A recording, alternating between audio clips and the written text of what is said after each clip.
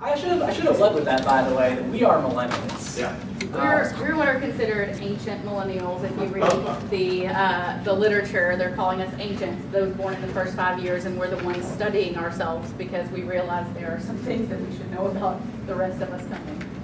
Which means we like using cell phones, but we don't have to. That's what I understand Yeah. as an ancient.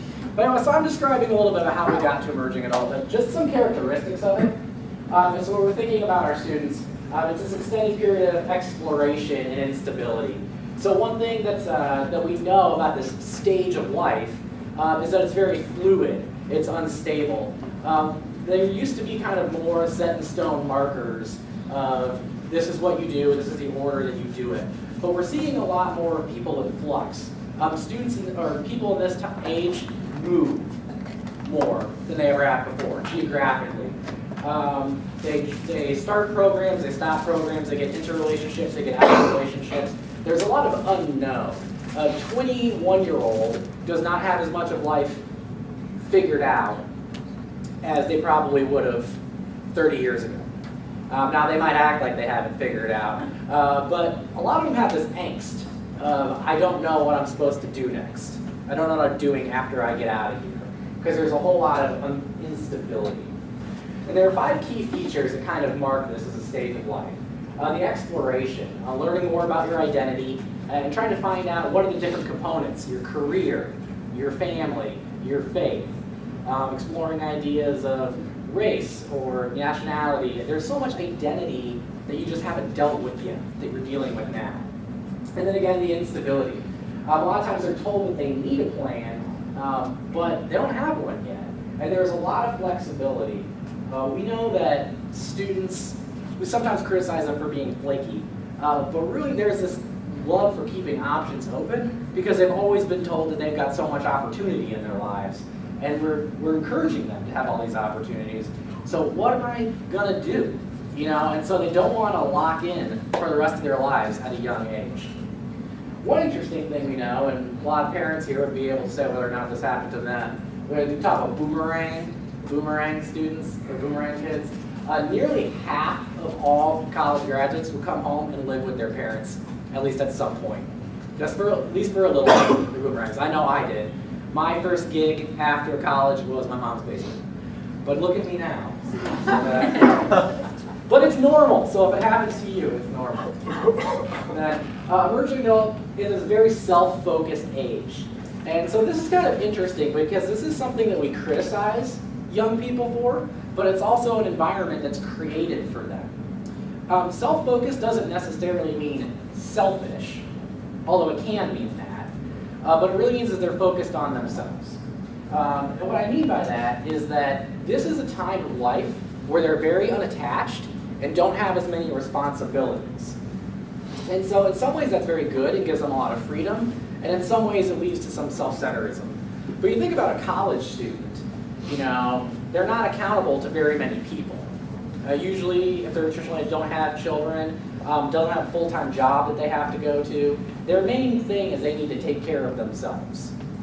And so it's an interesting balance to walk here, because on the one hand we want to say, don't be selfish, don't just be thinking about yourself.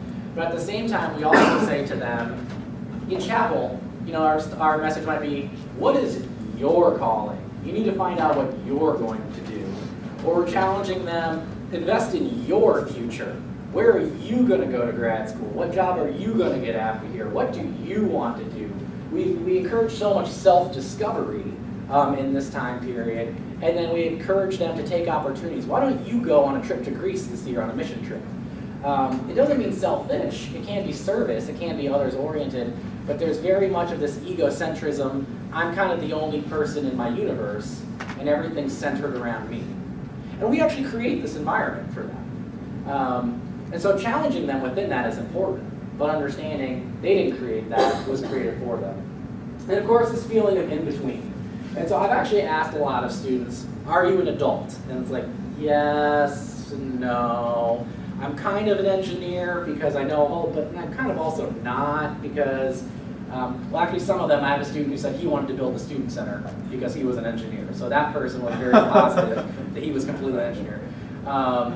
And someone said, our nursing student should be doing so-and-so because they're nurses. Well, Not yet. But there is some extent in which they are becoming, and not yet. And in many ways they are becoming and not yet. As adults, as professionals, as churchgoers, and there are many ways to encourage them, but it's an area in between this. And again, that's an age of possibilities. There's a whole world spread out for them, and that can be intimidating and exciting. And that's a little bit of why they might not know which way they're going. Today I'm passionate about this, tomorrow I'm passionate about this. It's because today I still get to choose both. And everyone's encouraging me to make the most of my opportunities. So millennial or emerging adults are usually very optimistic, even though they don't know what they're going to do. So they're like, I don't know what my future is going to be like, but it's going to be great, is usually what they think. And we're usually telling them that. We're very encouraging and optimistic about our emerging adults, and so it would make sense that they would be the same way. All right. As Dina was pointing out, we said earlier, this is just it's a very American idea. America's not the only country doing this, but it's a Western industrial or post-industrial type of thing. So if you were to go to some other cultures that are very different from ours, they would say, what? Emerging what? No, that's ridiculous. But they have different economies, different labor forces, different things at work than what we have here. So this is kind of a reality of the Western. But anyway. So how many of you would say, okay, you just described every millennial that I pretty much know? Or many of them, most of them, a large percentage. One of the reasons that we wanted to do this and talk about the differences in lifespan stage versus generational differences is because really and truthfully, just stereotypically, a lot of us who work in higher education and work with young adults stereotype them and assume that lifespan stage is typical or indicative of their generational culture. So a lot of the things that we just talked about, you'll hear a lot of times say, oh, millennials are so egocentric. Arnett says that emerging adulthood is the most egocentric lifespan stage, even over toddlerhood, actually.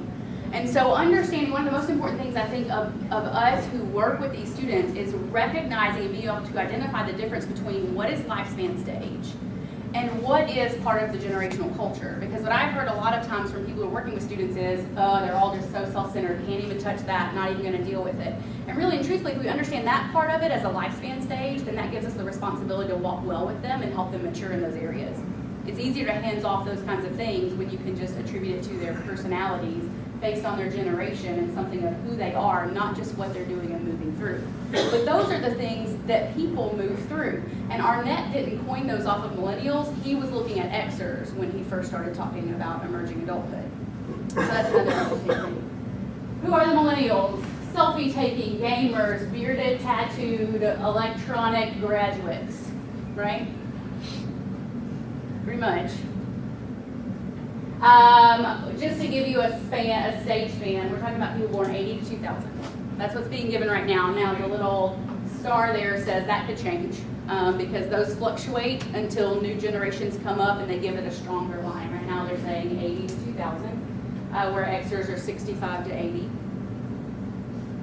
When you hear millennials, you think of, I took a Facebook poll. I just put out there on Facebook and said, what do you think of? Give me one or two words that you think of when you hear the word millennials. We got entitled, ingenuity and reinvention, authenticity, the me generation, questioning the status quo, instant gratification, always looking for bigger and better, loyal, negotiators, adaptable, tolerant, no tolerance for those who can't keep up. I thought that was kind of funny.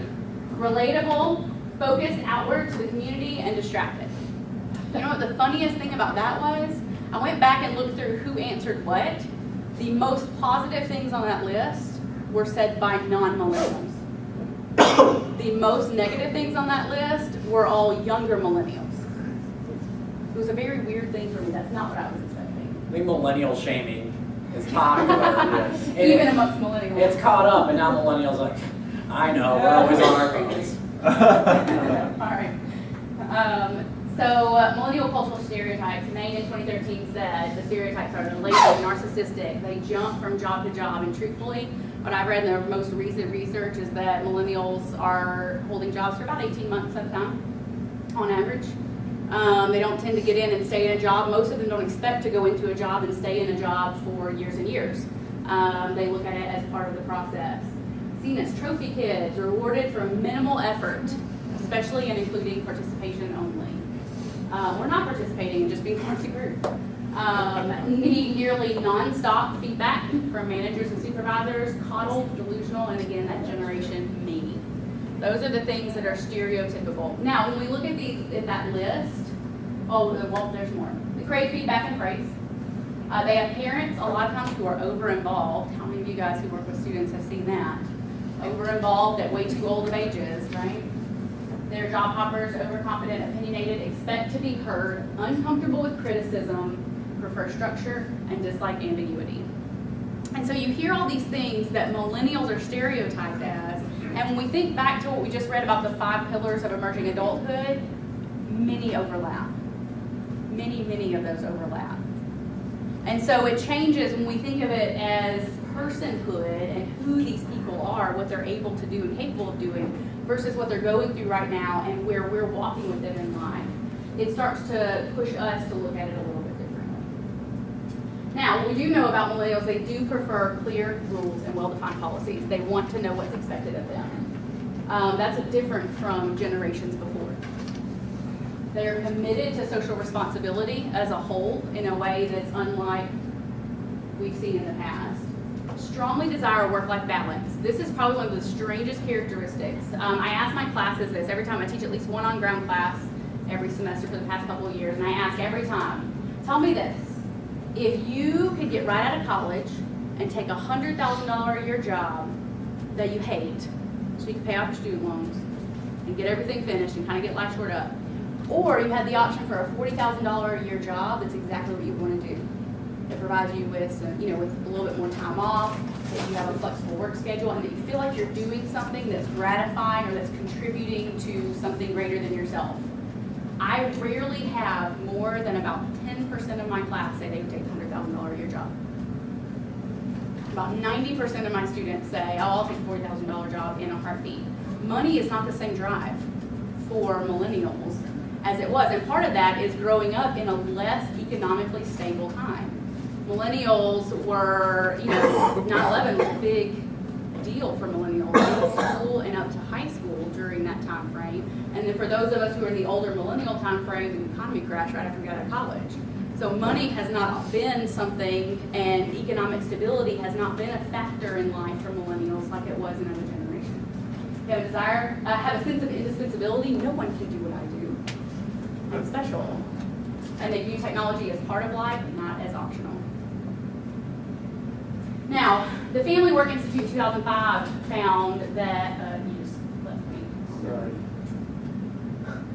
One of the most interesting facts I found, no differences between Gen X and millennials in hours worked in 2005 based on their age and lifespan stage, and both worked more hours than boomers did in 1977 at the same time frame in life. One of the biggest stereotypes about millennials is that they don't want to work. And that's really not true. Millennials are some of the hardest working. They're also some of the most flexible. They'll expect flexibility, but they'll work around the clock too. Your millennials are the ones that have no problem working at 10 o'clock at night if they've got nothing else to do. They don't have the same types of boundaries on their time. Record numbers attending college, but they are arriving with lower levels of general knowledge upon which to build. They don't have all the skills. They didn't have home ec and financial planning in high school that taught them how to do life as a person all by themselves, because it's not even expected culturally for them to do that yet until they're in their late 20s. So they're coming without a grand amount of skills that really are well preparing students to go to college and do some of the other things, and they're missing those. And we see gaps a lot of times and get frustrated and see them as lacking drive or initiative, or lacking the ability to do basic things, or not wanting to do basic things, lazy, when really some of it's a gap and it's not ever even been introduced. There are kids who get here and they've never done a load of laundry. Shock you. So even just managing the clothes that they have to wear is not something that's in their skill bank.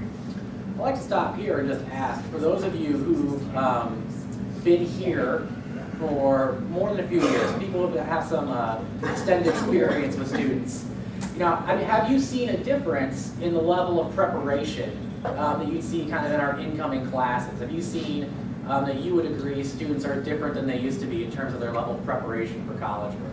Or is it an anecdote, or is this true to your experience? True. Absolutely. Things other than what we've said? Do you see specific things? No, I think you're right on. Yeah. I've noticed students asking a lot more questions than they ever had in the past, whether they just don't have the information, like you said, or they're more willing to challenge authorities or question individuals. I've seen a lot more of that. And sometimes it's frustrating because I've already addressed some of those issues, but they're still asking for clarification. They're asking for, tell me this again, because it's not, probably because they're on their phone when I'm telling them. That's something we're talking a little bit later, just the difference in how willing am I to sit down with an 11-page syllabus that you've already given me and read it for details, or why not just fire off an email and ask you a question instead of having to read it all myself? I feel like it's kind of a difference that we see because the speed of communication. As soon as I think of a thought, my professor should answer it for me. That's all I have to. Professor Siri. 24/7. You know, instead of reading the document he gave me. Well, one of the things that I realized and seen a pattern in too is we talk about even basic skills of being able to do life, but really and truly, even just managing themselves in life, my students don't know how to fail very well. I mean, I had a pretty serious crying fit in a class at one point for a 15.0 quiz because they just forgot about it and didn't bring it in. And so, I mean, genuine heartbroken and very confused and very unstable, but it was a serious situation for this student. So a lack of practice, and people, you think about kids learning how to fail and you walk in, that's okay, you try again. And a lot of millennials were raised in the with the parenting culture of you're your child's safe place. You're the place that they come to be okay, and the world's going to be hard enough, so you give them the place that gives, that's their safety and their security. And some of them were so protected by that, especially some of our students who've not had as much exposure even to other people who might not praise every single thing that they've done. And they've been ingrained to think that when I try really hard, I pass every time. When I do my best, or when I do adequate work, it's awesome. And they've not had a lot of practice with somebody saying, didn't do so well there. Work this out. Even though the rest of it's good, this section not good, you need to go back and read that. It can be a devastating experience. Literally, some of them with no practice failing. And I've had to walk students through that on multiple occasions of just being able to normalize, hey, we fail sometimes.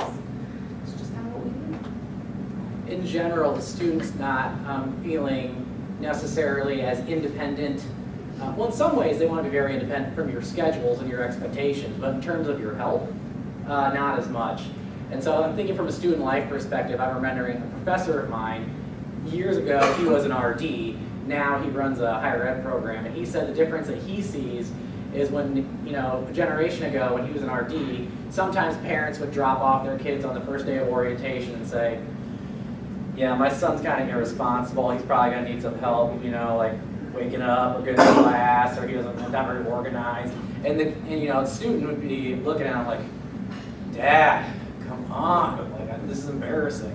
He says, now, parents might drop off a kid and say, no, my son's not very responsible, he's not very organized, he might need some help. And the student's standing there like, yep.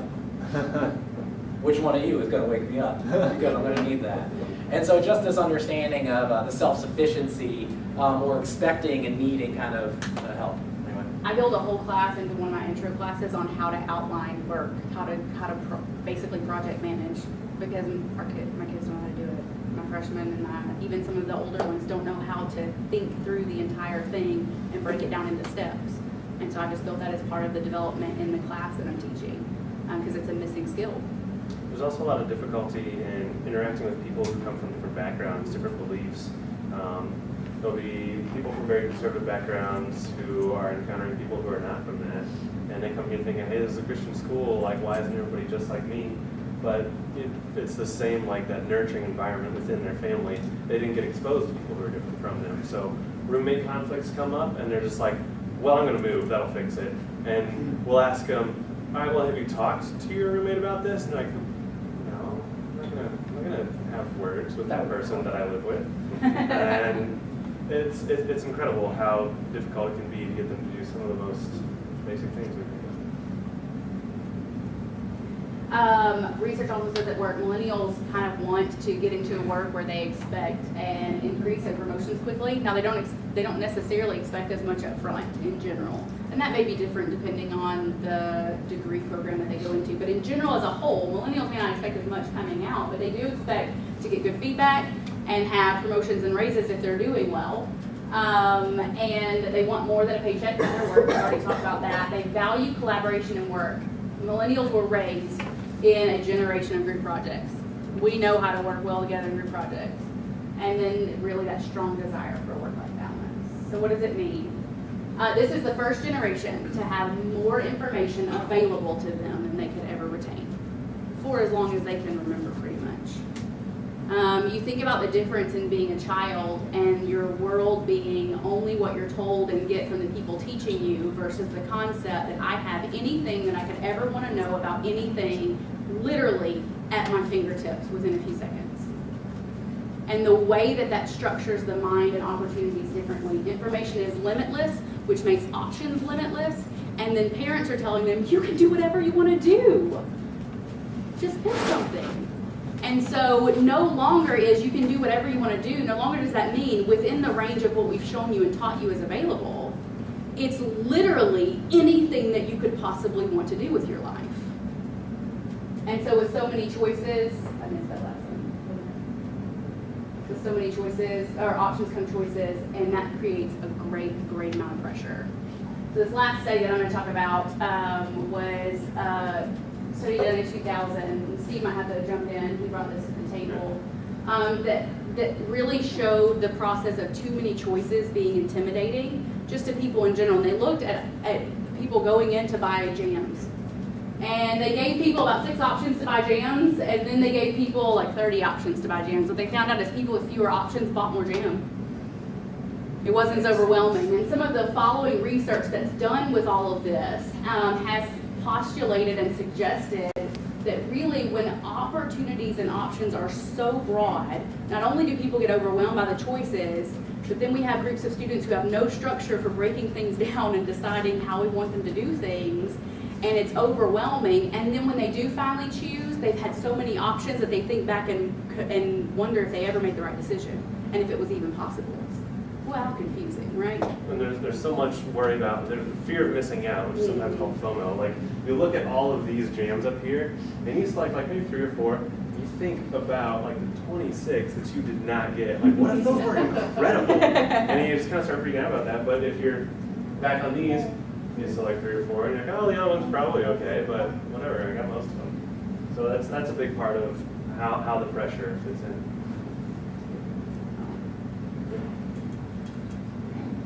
So then, just even, maybe a minute if you guys want to talk about, after seeing all this, with understanding what millennial, some of the issues that we see. You can go to the next one so we can kind of run through this and you start. Yeah. As I've worked with students as a counselor, as adjunct faculty, and just even now in my newer role with students choosing careers and deciding, we look at things like issues with communicating, not feeling the need to communicate or not realizing that they need to, not wanting to, issues with goal setting and breaking those down, chaining goals, very difficult for students, both in the lifespan stage that they're in, but also in their generational culture. Misinterpreting normal development, the number of times that I hear students embarrassed, I'm in college, I should be able to, and they're some of the most ill-prepared, and yet they're some of the ones that expect the most out of themselves as a generation. Rejection of the self. A lot of issues with, I don't like certain parts of me, so I'll just pretend I'm not that and try to be something else. And the issues that come from that, we can do a whole talk on that right there. And so with that, a lot of times comes, this is the generation of escaping, the amount of escaping behaviors that you see from substance abuse to things like gambling and more socially acceptable ones like gaming or Netflix binging or overuse of social media, and even for some at another level, over volunteering and being over engaged and involved with other people with the motivation to get away from the stuff that doesn't feel so good. You see a lot of that. So as good as it is to learn about everything that's different in the generations, we don't want to engage too much in what's almost a national sport of millennial bashing. We want to do what's constructive about this. So we want to finish up with what are some things we can specifically do to connect with these generations, whether it's millennials who also happen to be in emerging adulthood, remembering that emerging adulthood is a temporary phase that they'll pass through, and then what's going to stick with the millennials as they pass through that one. So we're going to talk about learning differences because in the classroom, as we said before, yes, most of these students we have are going to be the 18 to 22 range, but there are a number of non-traditional students, like I said, people who come back to school or come to school for the first time. Yeah, and especially online. There's a lot of the Generation Xers online. So we want to talk through what some of those learning styles are, and keep in mind that these are generalizations. There are, of course, lots of exceptions to these, as there are with any learning styles. You know, the people with visual, auditory learning styles. But these fit mostly with some of the things we've been talking about millennials. And as you look through these categories, you can see where these come from by the way they spend their time. For example, millennials grew up playing games like Super Mario, Legend of Zelda, different things, these storyline games where there's a lot of like problem solving. There's actual learning that goes on in that, but so much of it is, it's designed by the writers of these games to be very discoverable. There are hints that are dropped that are easily findable that may not always be so true in real life. And then even when they fail at those games, you know, you lose all of your lives, and then you just click the reset button and you get to start over again. And so that's how, from their early childhood, they were formed in this kind of learning style. So I won't read through all of these, but as you can see, the millennials are very interested in being active. They like their work and their learning to be partially entertaining as well, which, hey, is fun for everybody. But the Gen Xers are a lot more pragmatic. They're the ones who are going to be focused on, what is this going to do for me? How is it going to focus on the real world? And so I want to talk through kind of some ways, go ahead, the ways that you can engage each of them. So with millennials, we use simulations and interactive experiences in the class. That's going to be a way that really connects with their minds well. Don't think that you're like pandering to, you know, oh, this is the video game style of learning. But think of it as a way as like, okay, this is the way their brain is going to latch onto these ideas that I'm trying to get them to understand. And then they're going to be able to run with those further. So we do these group activities, team competitions. If it's like some sort of study guide, don't hand millennials a worksheet where they have to fill in the blanks. Do a Jeopardy competition or something. They love that kind of stuff. It's going to be the same sort of material that you're going through, but just a different form that's going to excite their brains in a way that's going to get them to connect with it. Whereas the Gen Xers love the study guides. Lists where they can fill out the stuff, fill in the blanks, everything's neat in the rows. That's going to be really important for them. Again, they're very practical. They want to know, okay, how is this going to fit for me in the real world? Like, why do I need to know this? And what am I going to be able to use this in the real job that I have right now because I'm just in your evening class or I'm in your online class and I need to bring something to my boss tomorrow that I'm learning from you now. And then there's the different time of pace. Millennials, as we said, love to do group projects together, whereas Gen Xers generally like to be able to kind of go off on their own and do their own thing and then bring it back to the group.